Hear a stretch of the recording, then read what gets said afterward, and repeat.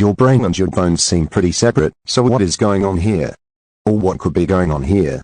Well, in this study we looked at women and men over a period of 15 years, and we saw that those who had significant decline in cognitive function, or those that had actually, we saw that a decline in cognitive function was associated with a decline in bone loss.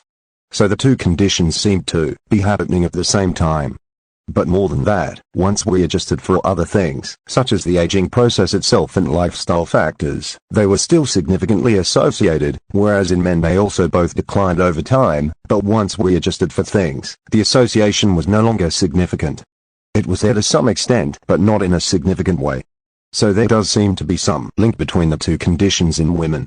And moreover, as you mentioned, those that had a significant decline in cognition in the first 5 years subsequently had an increased risk of fracture of about 60% to 70%. And it's important that these are people who do not have dementia. These are all people who are functioning well in the community. So it's something that is happening early on. It is one causing the other. If the cognitive decline is bad, does that mean that bone loss is worse? We can't really say if one is causing the other, because what we actually found was that cognitive decline was associated with bone loss, but if we turned it around the other way we also saw that bone loss was associated with cognitive decline. So we can't necessarily say that one is causing the other, but there are a number of factors that are common to both, and it could be, for instance, that things that happen with bone loss or things that happen with cognitive decline accelerate the other. So, for instance, we know that inflammation, for instance, is associated with both bone loss and cognitive decline. So there could be something in that factor. Also, cognitive decline has been associated, or at least dementia has been associated with increased risk of falls, for instance, so it could be, and therefore falls would likely be associated with fractures. So maybe there's an external factor that is driving both of these things, but they are both things that can significantly contribute to disability, people's lack of independence and those sorts of things. So if there is something here, and we've got someone coming in with fractures or osteoporosis, or on the other hand, cognitive decline, how do your findings perhaps help with screening for the other? Okay, so both of these conditions are silent until they reach the outcome, which is often, as you mentioned, associated with significant disability. So you don't know that you've got osteoporosis until you either have a bone density test or you have a fracture, for instance.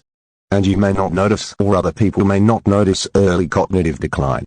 So I think what this shows is that we should be really cognizant of the fact that these two diseases, which are very common, may be occurring together.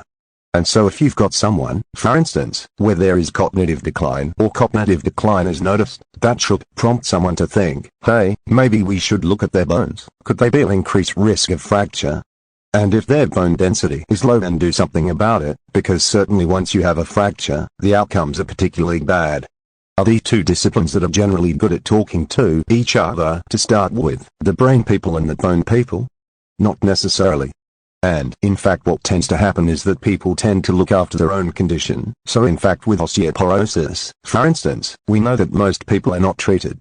Those who have fractures, they are less than 30% of women, and even fewer men are actually treated for osteoporosis. And people who have multiple comorbidities tend to be less likely to be treated simply because other things come first. So it's not always the fact that the whole health of the person is looked at. What about men? You said that the association was there in women, why not men? I mean, the most likely, I shouldn't say likely, a potential reason is that in our study we didn't have that many men, so we had 600 men and about 1,700 women.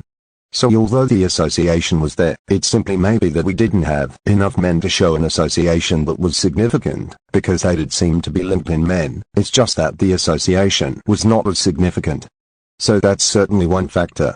The other possibility is that something like estrogen, which we know declines with women post-menopause, that's certainly associated with bone loss, and there is some suggestion that it may be associated with cognitive decline, but the data on that are really very poor. And certainly giving estrogen hasn't really been associated with improvement in